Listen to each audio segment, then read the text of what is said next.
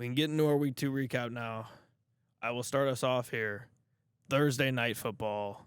The Washington Commanders against the Green Bay Packers in Lambeau Field. Both teams come in 1-0, and the Packers go and get the win. I don't have the scores in front of me. 27-18. 27-18, thank you. But yeah, the Packers, like we just said, they looked really dominant, and they played most of this game without Reed, and obviously they didn't have Watson. Tucker Kraft, complete breakout game. He was phenomenal. He had 7 catches? 6 for 124. And a touchdown. Yeah, and a touchdown. That was really his coming out party game. Obviously, Josh Jacobs has been Mr. Consistency on the ground for them. I can admit that the Packers, I think, are scary now. Yeah. I think it's time for me to admit that, especially defensively. I mean, adding Micah Parsons to this defense is ridiculous. Their secondary is way better than I expected it to be. I expect to see some offensive regression from them just because they're losing a couple weapons and Love is up and down. He did have some moments in this game where he was completely overthrowing guys. So, yeah.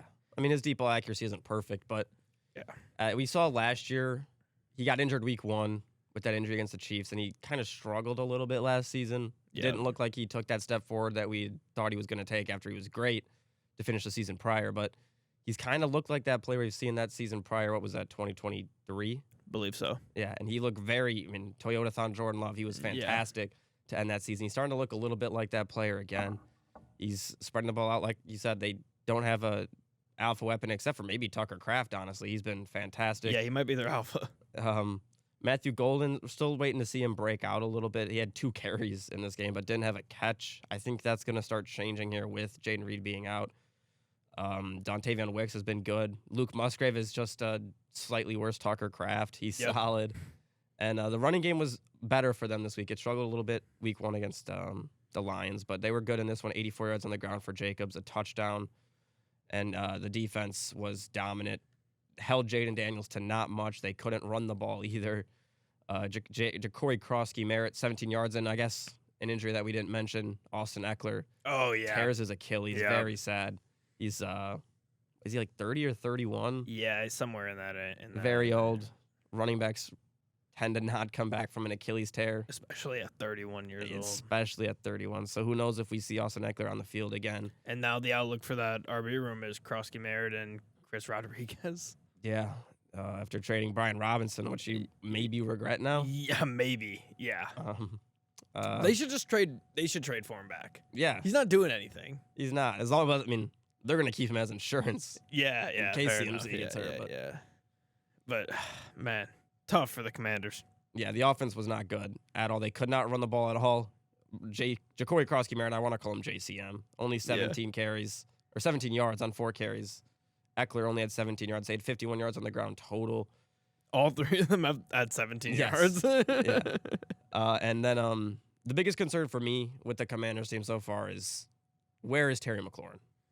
He's been nowhere, I think. What did he finish with? 48 yards this game? He did have 5 catches. 5 catches, 48 yards. A lot of that was late. Yeah. Took him a while. Last week, I think he had 1 catch. Yeah. I feel like he's a slow starter, though. He is, but when you miss all of training camp for your contract issues and then you come back and perform like this, that's not a good look. Agreed. No, I completely agree. Luckily for them, Debo's been pretty good. Yes, Debo has stood up. He's been probably the best player on this offense so far through 2 weeks. Which is crazy. Yeah. We talked about that being an addition that it wasn't going to matter as much as people thought. And right now, they're 1-1, and they got to win because of him in week 1. So he had another touchdown in this game, so he's been good. Yeah, he's been absolutely fantastic. But the Packers 2-0, they start 2-0 at home. I do now have, for each one of these matchups, a little outro for each one, which we'll just talk about quickly. A couple things about each team's matchup next week. You like that? Yeah. Commanders, they have the Raiders. I like them to beat the Raiders. Well, I guess I can't really say that yet because we haven't seen the Raiders play week 2 yet. We have not. But I still like the Commanders win at home. Initially, yeah. And then Packers going at Browns. So that's an easy one. Packers are going to start 3-0. A great start, and that defense just needs to continue dominating, I guess. All right, I'll kick it to you, Jags at Bengals. Oh, we're going Jags at Bengals. That's oh yeah. We have a different order? No, we have the same order. I was just wrong. Bengals, we already talked about it. They lose Joe Burrow. That's not good for them. But Jake Browning came in, does throw 3 interceptions. Not good there, but ultimately he was able to get them to win, and that's all they needed. Didn't run the ball great either. Jamar Chase, though, has a big game. He had 165 yards on 14 catches and a touchdown, so a huge game from him. We didn't see it week 1, but we definitely saw it in week 2. Really disappointing loss for the Jags. They probably were. I think they were the better team in this game. They should have won. Trevor Lawrence missed a couple big chances. They got that interception. Throws an interception in the red zone. That wasn't good, and you could see him fighting with his head coach Liam Cohen. That was concerning, but he played well for what we've seen from Trevor Lawrence, in my opinion. He does throw the 2 picks, like I said, but 3 touchdowns, 270 yards. That's a good game for him. ETN on the ground again as well. They ran the ball very good. Back-to-back good running games from the Jags and ETN. And that's something that I wasn't expecting to see, but they did trade Tank Bigsby during the week, so they're confident that ETN is the guy. For them, the big concern, Brian Thomas Jr. was atrocious in this game. Bad. 4 catches on 12 targets. Looks completely scared of contact. Yeah. There was a couple plays where he could have caught it and just ducked. There was a big 4th down where it was a 3rd down. Caught the ball right at the sticks. Just he didn't catch it. He should have caught it. He was open, dropped it. That's concerning because that's supposed to be your best player. And, I mean, if we're talking about their draft picks, Travis Hunter wasn't great today either. He had, 3 catches for 22 yards on 6 targets. He also had a really bad PI late in the game that just basically gave the Bengals a chance to win late. And did you happen to see his snap counts? I have not seen that for this week. Up from last week. Last week he had 39 offensive snaps, 42 this week. Last week he had 6 defensive snaps, 38 this week. Oh, wow. So he's playing a lot. He's playing both sides, 42 and 38. Yeah.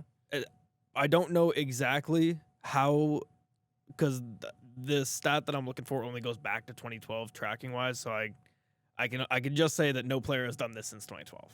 Okay. I don't know if anybody's done it before that. There's no way for me to know that. All I know is it has not been done since at least 2012. Yeah, that wouldn't shock me if it was the first one. Yeah, probably is. I also wanted to say easiest over of all time, I think, in this game. Cashed quick. You said it was the Lions-Bears. That one was also easy. That one cashed right pretty much start the second half. Yeah, and neither of these defenses really come to play. Both secondaries are pretty bad. Both defenses are pretty bad, yeah. Yeah, and just defense in general. Because, I mean, I don't want to say that because they both have decent pass rushers. Like, you have Trey Hendrickson, you have Josh Hines-Allen, you have Trayvon Walker, who's the D tackle for the Jags. I'm blanking. He used to be Eric Armstead. Yes. Is he still on the Jags? Yes. He's okay. But yeah, it's I don't know. Just these secondaries are so bad. It was pretty obvious that these teams are going to be able to pass all over them. And when Jake Browning can go cashing over for you, you're in a good spot. Good game though for both wide receivers, Higgins and Chase. Yeah. Oh yeah, they both did have a good game. For fantasy, I think even with Browning, I think Chase and Higgins owners are fine. I think you keep starting them. Yeah, and I think we saw that if it was last year or 2 years ago. Yeah, they're both still good. Yeah, so just keep starting them. No problem.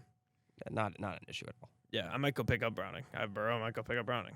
I mean, if you're in a super flex league, it's definitely worth it. Yeah, he did throw 3 picks today. Yeah. But, hey, he threw 3 picks, but he still led his team to a W, so that's all that really matters. Winning the game is all that matters at the quarterback position, pretty much. Yep. For the most part. Okay. And actually, go ahead. Bengals fans were talking about that last week. There's I saw a couple tweets talking about, I apologize, Jalen Hurts, because Joe Burrow had a bad box score, but they won the game. Yeah, there you go. Yeah. There you go. Okay. Looking forward to next week here. Jags hosting the Houston Texans. Another one where we don't know how good the Texans look, but I like the Texans in that one. And another one where we're not going to know. Bengals are going into Minnesota. Play the Vikings. Yeah. I like the Vikings and the Texans in those 2 games. That's a very challenging one because I kind of think that second half by McCarthy was a fluke. But like we've been saying, Jake Browning we're not going to know against until Flores, a good hour from now. I guess I'm leaning Vikings in that one. You're leaning Vikings? Yeah. Okay. There's no way the Bengals start 3-0, right? No way. There's a couple teams, and we'll get to them here today, that there is no way they start 3-0. I don't care if they play a high school team Yeah. in week 3. I'm with you on that with the Bengals. However, this next game here, we talked about being maybe game of the year going into the going into the show today. The Giants and the Cowboys. The Giants put up 37 points in this game and lose in overtime, 40-37 to the Dallas Cowboys. The first thing I wrote down on my notes for this entire day for every single game today was on this game. A little behind the scenes. I set all the games on my Google Doc, and as I'm watching them, I'll type in things as I'm going and just things I notice. First thing I typed in for the day, the Giants had a 15-play drive to open the game and then kicked a field goal. That's just absolutely insane. Also, the Malik Nabers first touchdown catch was insane. He also goes for 167 and 2 touchdowns in this game. The fourth quarter goes Dallas field goal, next possession, Giants touchdown, next possession, Dallas touchdown, next possession, Giants touchdown, next possession, Dallas touchdown, next possession, Giants touchdown, next possession, Dallas field goal, and then overtime, which led to nobody being able to score after everybody scored for 8 or 9 straight drives. And then a really, really, really bad pick for Russ in overtime, who otherwise balled out in this game. He had like 400 yards. I also have another live thing that I wrote in here, said, my God, neither team can score now. This is in overtime. Yeah. And then Dak had a huge run on their last possession, got him in field goal range, and then the best kicker in football knocked it in, and they win the game. Yeah, it's not hard to get into field goal range for Brandon Aubrey. Yeah, it's not at all. A weapon. I thought the game was over multiple times. 5 lead changes in the fourth quarter, I believe, and then the 6th change, I guess, was a tie. Yeah. The 64-yard field goal. Brandon Aubrey was ridiculous. He's almost... Would you... If you had, like...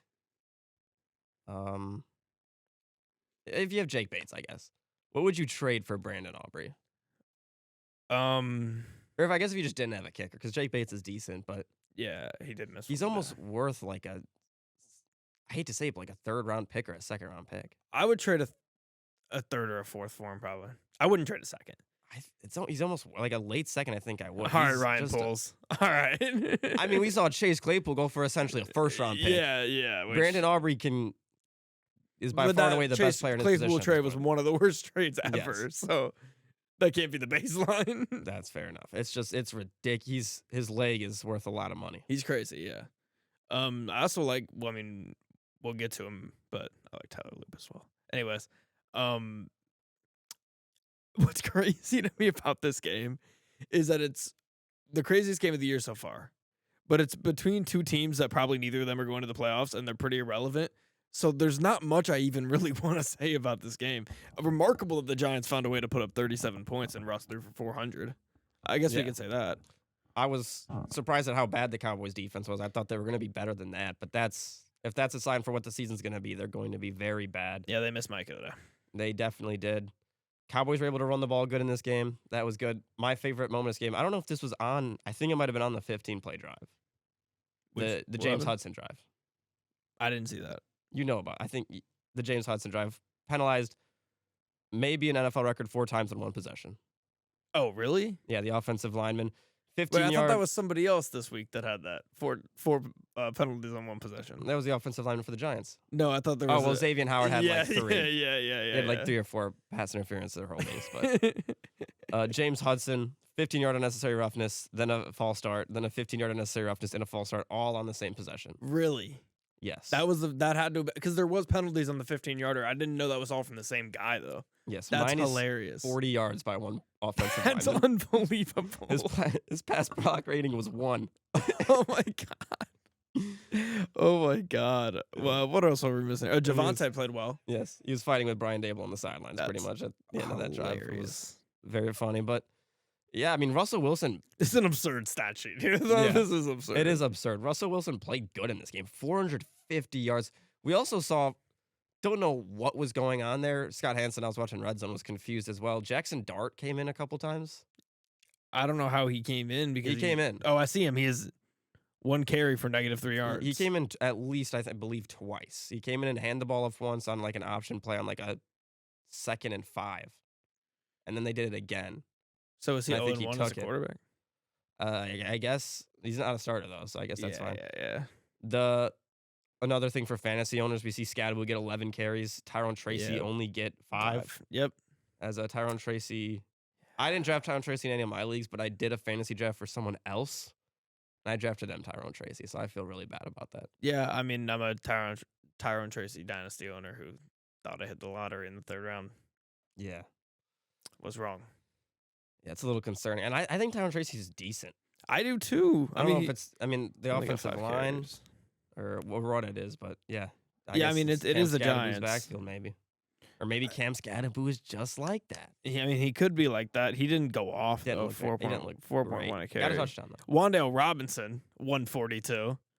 Big game for him. Neighbors getting 300 receiving yards casually. That's a sneaky, very good wide receiver duo. We've seen Wan'Dale Robinson be good last year and good start to this year. I know. And what happened to what's his name? The Tennessee receiver who got drafted. Jalen Hyatt? Yeah. He just doesn't play. Is he healthy? Is he on the team? Yeah, I believe so. I believe he's still. I guess when you draft a guy like Malik Nabers, like you just forget. You just forget about everybody else. Yeah. Like, okay, we have this guy now. He's so good. 0 snaps in week 1 for Hyatt. So, wow, he is so good. He's unbelievable. It felt like Russell Wilson realized halfway through the game, like, I'm just gonna go every time I drop back, look for Malik Nabers and throw the ball there. Yeah, that'll work. Did have a drop that I saw. Yeah, but that wasn't great. But it's gonna happen when you get 13 targets, I guess. To some people. I think at the end of the year, we're going to say that the 3 best receivers in the NFL are off from LSU. I think that's where we're going to be at. I think there's a very strong chance that the top 2 are pretty. You can't get rid of. That's what I'm saying. I think Neighbors has so you're a chance just saying to he's shoot, going to be shoot. top 3. He has a chance to shoot his way up there. Yeah, is he better than CD? Maybe. Played better in CD than CD this game. He did. Yeah, CD still played solid in this game. Yeah. Well, 9 catches and 112 for CD, so a good game for him. Yeah. And honestly, I want to keep saying I'm very impressed by Javonte Williams. I mean, this is a run game in Dallas that just struggled all year last year, and Javonte Williams gets in here and takes over 97 yards. He was very good in this game, and that's 3 touchdowns already. That's 2 weeks, back-to-back weeks that he's been the alpha, and it's not even close. Jadon Blue was a healthy scratch again, so it's not.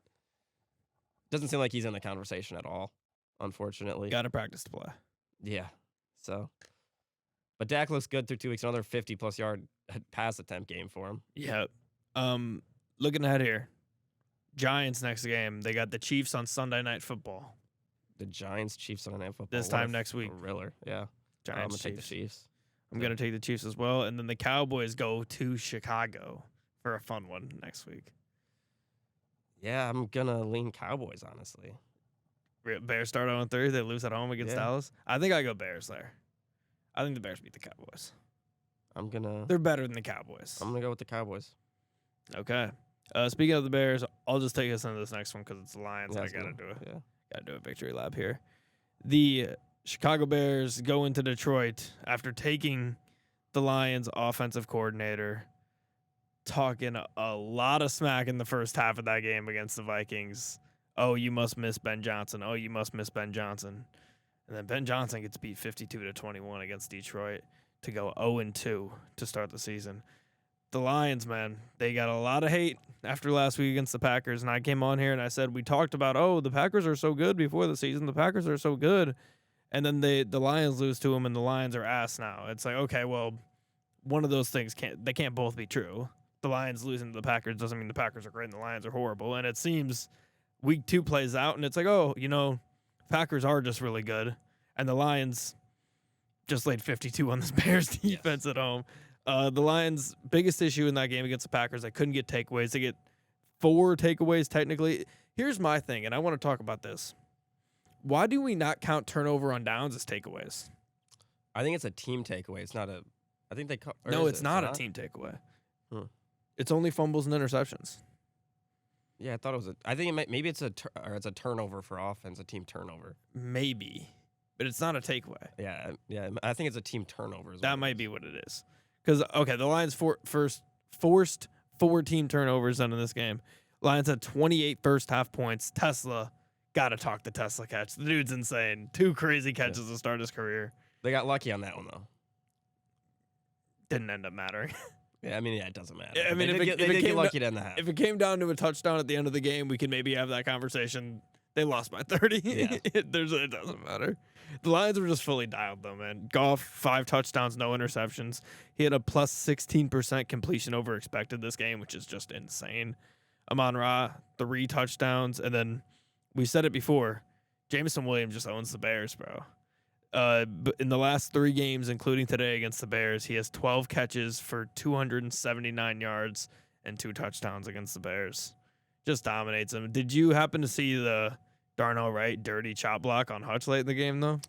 I thought that was earlier. I thought it was in the second. It was the half. fourth quarter. I thought it was in the third. It was in the fourth. I did see it though. I thought. It is what it is. And then my favorite stat of the day: the Lions still have not lost 2 straight games since 2022. It's a good stat. Yeah, it's a good one. It's a good stat. My stat of the day is for the Bears. It's not even a stat of the day. It was just how the Bears draft picks performed today. Oh yeah. Colston Loveland, first round pick, 10th overall, 0 receptions. Second round pick, 0 receptions. Second round pick, left tackle, healthy scratch. Second round pick, defensive tackle, healthy scratch. That was this year's picks? Those were their top 4 draft picks, all within the second round. What about Burden? Burden, 0 receptions. Oh, okay. I believe it was Ozzie, like Trapil was the tackle, and the defensive tackle's the dude, Shamar, not the opposite Shamar. Is it Shamar Stewart? Turner. It's Shamar Turner. Turner, yeah. But that's crazy, bro. And the GM was extended in the offseason. He was, and he's currently has an average of 4.8 wins per season.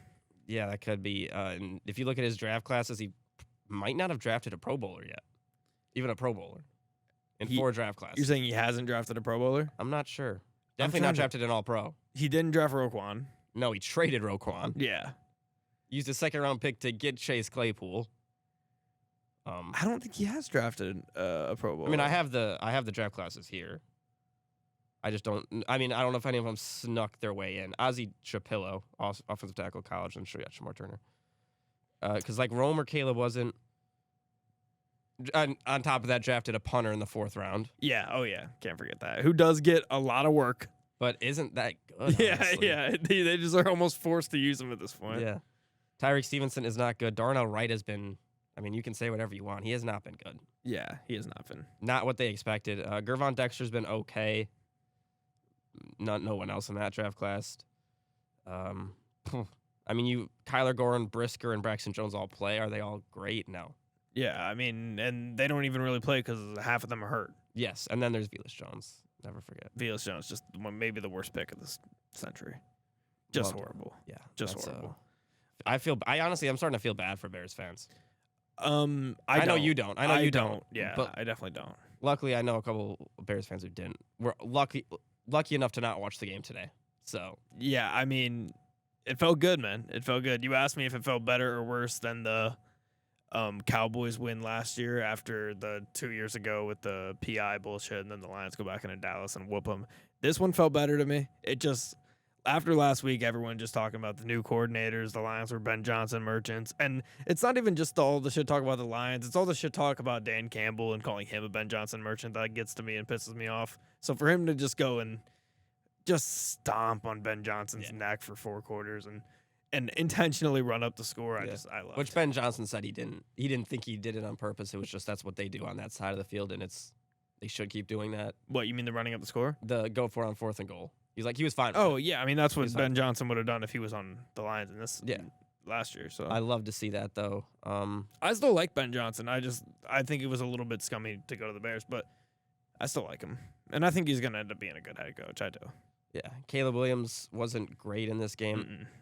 He was maybe the best player, though, which is not saying much at all. Yeah. Romo Dunze has a big game, 7 catches, 128 yards, and 2 touchdowns. Maybe their only bright spot. Still had a couple plays where I think he had a couple drops. I'm not a fan of DeAndre Swift. Stats-wise, he was okay, but I don't think Swift is really all that. Had a bad fumble on a hit stick from Brian Branch. And, yeah, like I said, Colston Loveland. Or Luther Burden, I guess, had a catch late. He did. There you go. 1 catch for 5 yards for Luther Burden. He had a couple returns, too. So there's that. Gibbs and Montgomery split the carries. I guess for your fantasy owner, it's what you expect. But, I mean, both of them were pretty good for fantasy if you're looking at it. I mean, Yeah. Montgomery, 1 catch, so that's 1, and then 6.7 and a touchdown. So 12.7 for Montgomery if it's PPR, and then 9.4. How many catches Gibbs have? 3? I don't know. That's a lot of math, but like Gibbs probably had like 20. So 20 and 12. Yeah, not Pretty bad. solid for 2 dudes in the same backfield. I mean, Did it feel better than the 49ers won last year? the 49ers won last year. Oh, at the end of the year? Yeah. No, that felt way better than that. That Okay. game meant absolutely nothing. That game felt great for me. Yeah, I know personally. it did. That was fantasy championship week, but no, this win felt great. Let's talk about next week though for these 2 teams. We just talked about Bears-Cowboys, so we don't need to mention that again.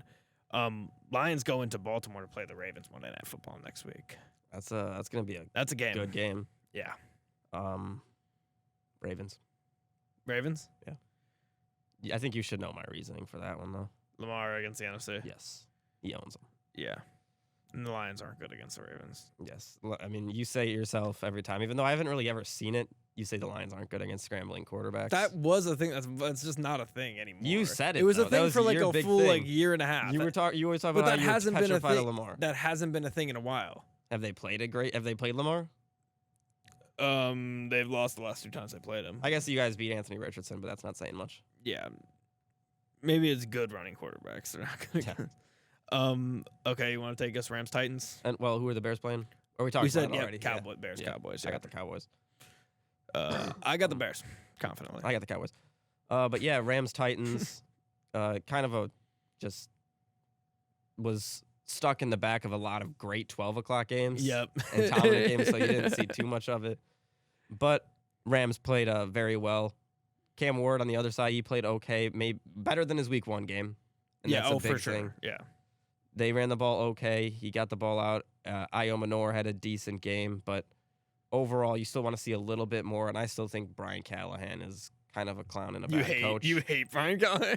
I just don't think he's a good coach at all, personally. And I think that's only going to hurt Cam Ward because I think it's going to be a situation where he's going to have to go into a new offense year 2. Yep. I hope he can figure that out, but that's a long way away. It's only week 2. Yeah, Cam Ward had a really good ball to end the first half. That touchdown pass. Is that worth points? Good balls. Pause. I mean, it was a touchdown. Yeah. So yeah, I think that it quite It literally was is worth points, but I meant to say, is it points. worth wins? No, it's not worth wins, but it was a cross-body Yes. touchdown throw. It was pretty sick. We got to give him credit for it. And he was sacked 5 times. He was under pressure a lot. The offensive line for the Titans was They're supposed what to we were be. concerned about. They were supposed to be decent though. They're They're not supposed even to be decent. better, but it doesn't look like they're better. Yeah, they're not better. Then you go to the Rams, though, and Stafford has a great game. Both of his weapons have good games. Davante Adams has his biggest game as a Ram in his second game, 106 yards and a touchdown for him. Another 100-yard game. He ties AB, Calvin Johnson, Brandon Marshall, and Jimmy Smith for the 11th most such games in NFL history with 46.